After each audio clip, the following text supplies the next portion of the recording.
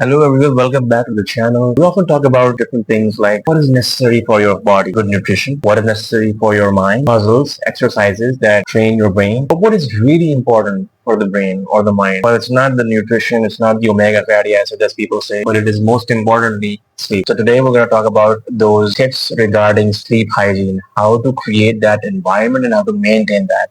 So let's talk about that. There are evidence-backed techniques to actually maintain the sleep hygiene, and it differs from people to people, of course, because everybody's physiology is different. It will overall improve the quality of your life. So first, let's define what sleep hygiene is, and basically, sleep hygiene refers to those habits or those environmental cues that you create for yourself in order to maintain an excellent sleep, which is always refreshing, restorative, not just for the body, but for the mind, and most importantly, for the mind. So let's divide the core components of sleep hygiene into four basic steps. Number one is sleep scheduling and time. Number two is environmental optimization. Number two are dietary considerations and substance considerations that you take before your sleep. And number four, relaxation techniques and wind down routines before sleep. So what is sleep scheduling and timing? So it's very important as research has suggested that you maintain a fixed schedule of your sleep. So a fixed time to go to sleep and a fixed time to wake up. Now, obviously, it's not very, very easy to do that, especially in cases of people who are in the healthcare sector or in the IT sectors or, young entrepreneurs who are really, really into building something from scratch. It takes a lot of time, of course. You don't have that much time. So it's important to know that for you guys, it's very, very difficult. But we'll talk about what we can do in that case.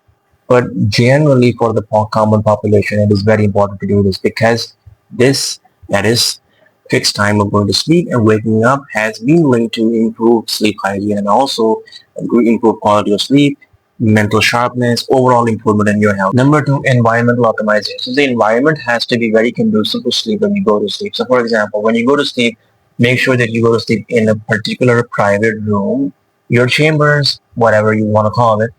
Keep that room separate and specific for sleep. And what you want to do is go to that room only when you're really, really feeling sleepy or when your time for sleep is arriving. Okay. And that maintains that mental cue. Okay. And you make sure that area or that room or that space is dimly lit, especially at that time of sleep. It is cool as well. You need to turn on the AC, turn the AC on beforehand, keep the fans turned on or whatever you want to do, and have a comfortable bed. What happens is basically if you optimize your environment for sleep, a substance is produced in the brain which is important for you to go to sleep, which is known as melatonin. And so that is helped by these visual cues. Substance and dietary recommendations, so what about that? So basically, for example, for people like me, I like caffeine a lot.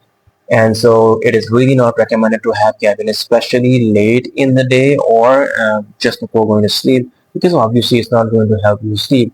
It will stimulate your brain and it will be very difficult. And also other things. So for example, smoking, definitely not recommended. Now, for some people, they say that, smoking helps them to go to sleep. I understand that because your view of some people might be different. But rest assured, even if it lets you go to sleep, it will not have you make a good sleep because your sleep hygiene is affected and the architecture of the sleep will be disturbed. So overall, when you wake up, you won't have a restorative sleep. So it's really not good. Then some people like to have alcohol before going to sleep. Well, obviously because alcohol is a CNS depressant, basically inhibits the brain functions, and so obviously it's going to make you drowsy and make you go to sleep.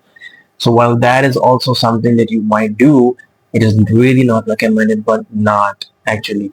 It is actually contraindicated or discouraged. Why? Because alcohol might make you go to sleep or might make you drowsy temporarily. But again, as I said, for smoking, like it disturbs your sleep architecture.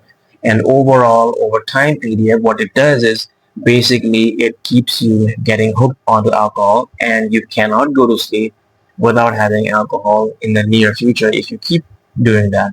And you need more and more amounts later on. A very, very important thing now, the last thing that I'm talking about are the relaxation and winding down techniques. So, some people have different routines. So they might go to sleep and they might, have a facial or face mask, whatever they want to do. Some people like to listen to music, calming music. You can do that. Some people meditate, certainly do that. Or some people might read.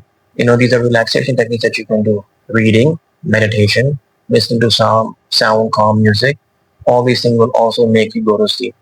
Might be part of your routine or just your visual cues to make you go to sleep. So important to do those activities. It might be even as simple as just brushing your teeth and having positive thoughts. Now, talk about those people who actually are, having night shifts or those who have an irregular sleep cycle because you just can't help it. The job demands it. People like me, for example. But I have to maintain my sleep. What you can do is schedule naps. This is very important. If you do that, you will be able to recover yourself, body and mind equally. Another positive point that has been seen, particularly for healthcare workers like me, we tend to be affected by certain situations, a patient we might have seen on rounds or have treated. It gets into our heads, right? And we think about it over stress and we might get depressed even. And that affects our sleep. And, that anxiety creeps in. Maintaining a sleep routine is important. Yes, taking naps is important, but sometimes we need to go for something which is known as CBT or cognitive behavioral therapy. Now, what is that? It is basically an exercise that which your thoughts that are negative and are linked to you not going to sleep are linked to something positive, and so your mind is retrained. And this is very effective, especially in healthcare population, that has been seen in research, but certainly for other people as well. Now, I want to stress on one thing. Now, all these things that I have mentioned are actually evidence-based backed, yes, but they have taken a lot of different populations in mind. Populations involved are diverse. So one thing might be suitable for you and the other thing might not be. So don't worry. If anything works for you that I haven't mentioned here, just stick to that and keep doing that. Sleep hygiene for different people is different. Overall, three things to keep in mind. Okay, I'm not going to overwhelm you. Sleep hygiene, don't do all of the things at once. Start gradually. Number one, use a framework, just a simple framework, like the five principles of good sleep, which are value, prioritize, personalize, trust, protect your sleep. Then integrate new habits into your existing sleep cycle routine or whatever you're doing before sleep, slowly and gradually. And you try one thing and you try the other. Next, try environmental cues. Optimize everything before you go to sleep to help you go to sleep on time and sleep effectively. Minimize distractions. And please, do not use cell phones or mobile phones. Get rid of those blue lights from your room. Remember that it won't be possible to keep this up all the time. You're going to have periods where you're going to be stressed out or something comes up, and of course something can definitely totally disturb your sleep routine. So don't worry about it. Once you are knocked back, you have to stand up and you have to incorporate all those things and start working on that hygiene again and again. And that's just what happens with me as well. So it's nothing new. Just keep at it and yeah, sweet dreams.